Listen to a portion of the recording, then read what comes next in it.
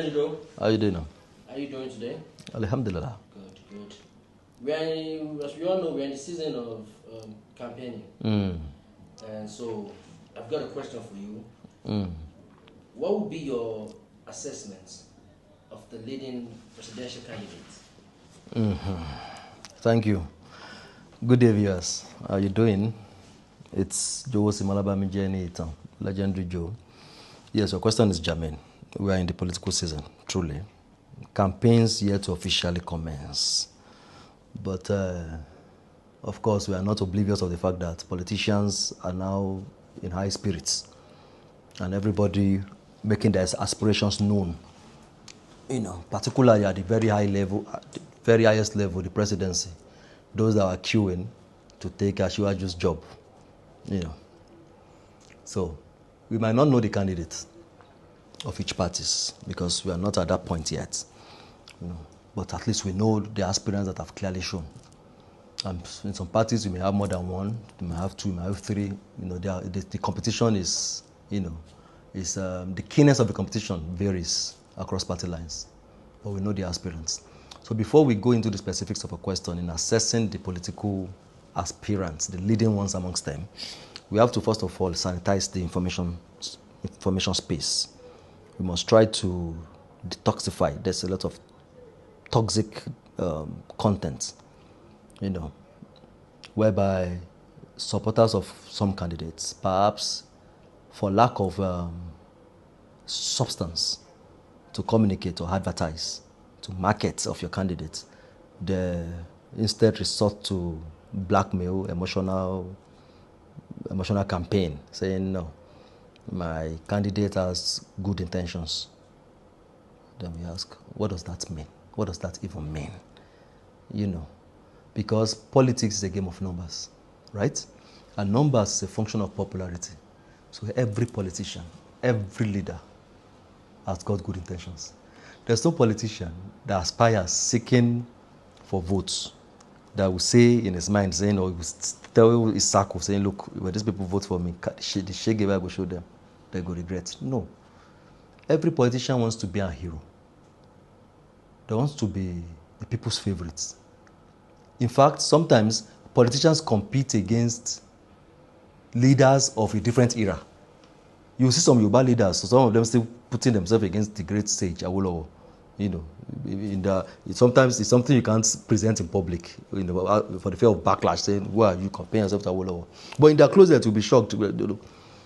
General Obasanjo, for example, all through his military reign and through his 8 years as the democratic president, he kept comparing himself to Awolowo, thinking he did better. And he was surprised why the Yorubas are not accepting him as a greater political figure than Awolowo. So politicians want to do best by their citizens, But it's the nature of man that we have our inadequacies. It is when intentions meet reality then you realize that, so that is where your capacity comes in. Your capacity is what determines if you will translate that intentions to reality. Many get there and they realize they have been punching above their weight category.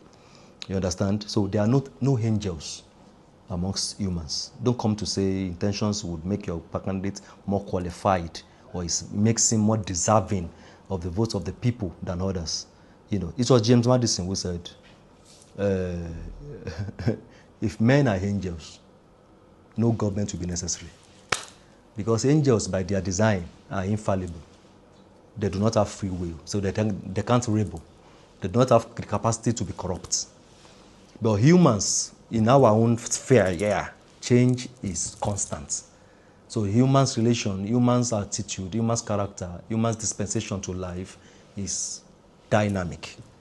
Are you getting me? Yes. Therefore, intentions can never be enough, And if you go into history, if you go into history, you realize that the worst tyrants were once the people's hero. The most terrible dictators history has ever produced was once a freedom fighter, the civil rights activists, this and that, whom the people themselves, some of them, the people begged them to lead them on the backs of, look, if you fought for us this way as a private citizen, imagine what you would do with power. And they They got there and they became demons. That's why they say the road to hell is paved with good intentions. In this context, the road to failure also is paved sometimes with the best intentions. Zimbabwe, for example, Robert Mugabe. Robert Mugabe was celebrated globally as a freedom fighter when he was fighting for Zimbabweans against the white minority. It is on the backs of that the people elected him. Of course, we are not too young to know how that went.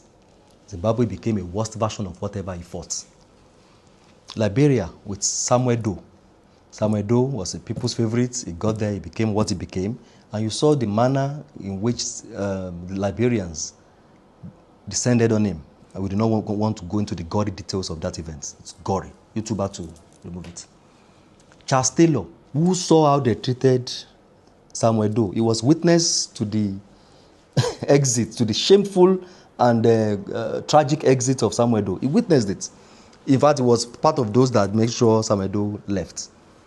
Do you think he was aspiring for that role, thinking, okay, I will also end like Samuel Doe? No, he was there to know whatever Samuel Doe did wrong, I'm going to do better. He got there, didn't do anything. The man is in prison now, please. Castillo is in prison now. Thank you. We have Napoleon Bonaparte. Even the current president of USA, whom I won't say much about. Many of the things why people were convinced it was going to be different was because of his non-violent approach to diplomatic situations, international affairs. Unlike some presidents before him, they thought his path was to choose the way of peace against war. But we are living witnesses to what we currently witness. Therefore, we say, tyranny do not come bearing horns. Many times it comes on the backs with the garment of a hero. Therefore, we have established, please, when approaching this conversation, political conversation, come with your intellect, come with evidence, come with fact, come with the truth, and leave sentiment blackmail of this intention. Leave it wherever you find your colleague, your company, where you marry in mediocrity. In this space, we try to, Now, who are the leading aspirants? Ashwaju is the incumbent president is running clearly, but because he's incumbent, we'll put him aside and deal with others. We have Atiku, who is former vice president. We have Mr. Peter Obi, who was the former governor of Anambra State, 8 years, and he also was the former presidential candidate of the Labour Party. We have Rotimi Amici, the former governor of Rivers State, 8 years. Before then, he was speaker of the Rivers State Assembly. Before then, I think he was a member of the State Assembly. He was minister, of course, which was the last role for 8 years, Minister of Transport, correct? Now, we also have Kwakwanso, who was former governor of Kano State. I'm saying this so that we'll know that the leading aspirants have all been tested in public office. Therefore, when we want to assess them, we do not assess them on the backs of they have good mind. No, we want to assess, okay, all right. We know the situation we have currently. By assessing them, what can you do differently? And it was the question I posed when one of the obedience, I think it was Dixon, when he said, fuel is now 1,500 per liter. I said, come on. And these are men that claim to have master's degree, multiple master's degree, schooled in some of the best schools abroad. So it's either you are doing it out of clear mischief or you have a mental problem. Because we are everybody knows, if you are grown enough to absorb news, you will know that every country, including the US of A, is currently being burdened by the conflict in Iran. So for you to then rile the people up and say it has any connection to what the current government is doing, then we know you're not being honest. You shouldn't be on this table. When we are talking, stay at the gates or you serve the guests. So Peter Obi was interviewed in 2019. That was the first time he was on the presidential ballot as running mate to Atiku. And he was asked by Kadaria Ahmed, the veteran journalist, that, okay, what is your legacy as governor? What are your legacies? What are your legacies? You know, in Lagos State, for example, if Tinubu was asked such question, and it was asked in BBC when he was contesting for this role, and he told you, look, Lagos State, which you refer to as the former capital, former British colony, was in financial crisis when he took over. That state was barely making 600 million naira, yeah, I think, yeah, 600 million naira a month.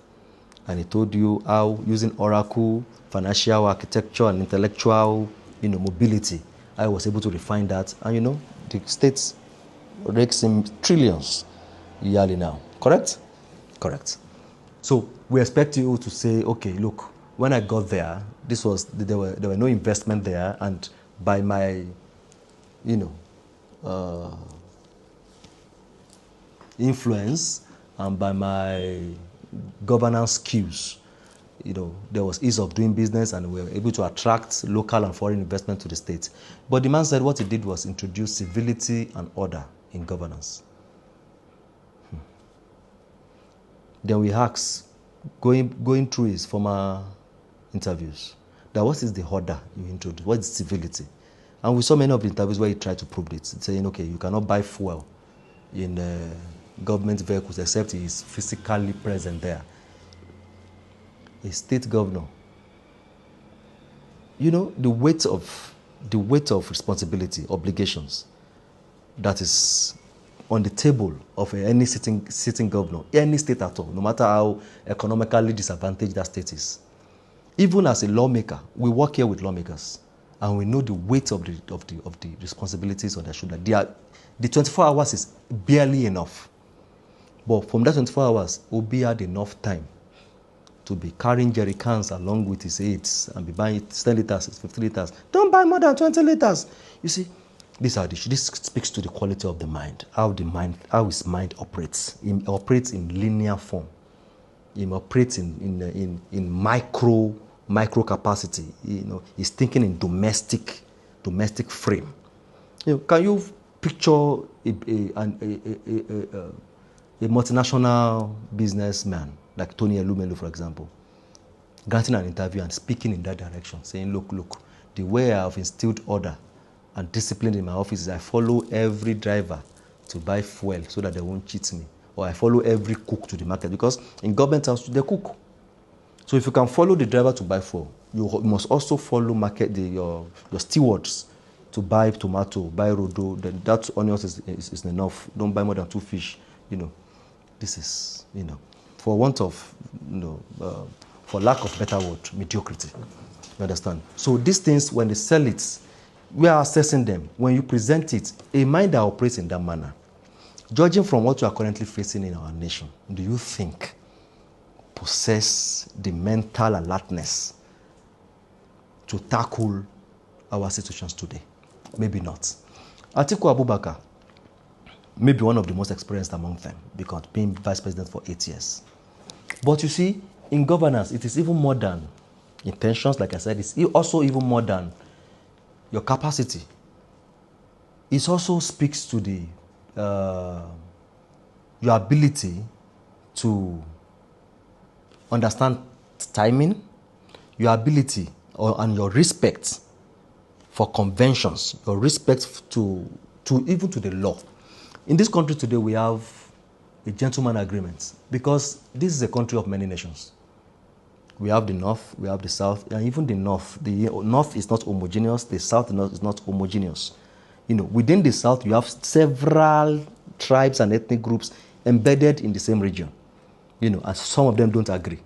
But at least you have conveniently divided it across the South and the North, which means that, all right, for everyone to have a sense of fairness, power must rotate evenly between both regions. If the South use 8 years, let the North also use 8 years. But Atiku, in a very, very disturbing manner, when it's time for the South, he's a Southerner, he runs. When it's time for the North, he's a Northerner, he runs. Atiku has participated in all the elections in the Fourth Republic. All. In 1999, he ran with OBJ as running mate when it was turn of the South. It was this turn of the South in 2003 when he again ran against his boss, was a Southerner. So in 2003, Atiku believed he is a Southerner. And 2007, when it's now the turn of the North, of course, he claimed I'm a Northerner, of course, obviously, I'm from Adamawa. In 2011, time for the South, he ran. In 2023, time for the South, he ran. And that was what broke PDP. So in leadership, personal sacrifice, where you know that sometimes the general good must be prioritized above your own personal ambitions. It's nothing beats that. Sometimes leaders will have sacrificed their ego. Some of these wars we are currently fighting, it's ego-driven. Oh, I am this, I speak, it did not obey. Now, let's see who has more missiles. And then the rest of us who is ordinarily not involved in the theater of war, we are collateral damage. We are, sharing in the weight of burden of this war. So Atiku, even as human, as a citizen, is not one who is very, very, very submissive to conventions. Now, his capacity, even driven, he has apologized to us, and he admitted that whatever they did in power, $16 billion, which they invested, himself and his boss, were total management, stolen, and a waste of the national resources. In same countries like China, Atiku will be facing the gallows. You will either be in jail or you'll be in Jahannam. Correct? Correct. And that also goes for many of them.